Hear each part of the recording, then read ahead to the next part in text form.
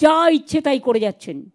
কখনো education syllabus change করছেন, কখনো সংবিধান চেঞ্জ করছেন, কখনো বাবা সাহেব আম্বেদকরের নামে বিতর্ক করছেন, কখনো বন্দে মাতরম এবং জনগণ মনোদিন নামে ঝগড়া লাগাচ্ছেন।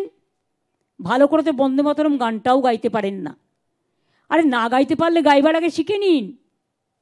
আমাদের কাছে বন্দে মাতরম ন্যাশনাল সং অ্যান্ড জনগণ মন অধিনায়ক জাতীয় সঙ্গীত, আমরা দুটোকেই সমান সম্মান করি।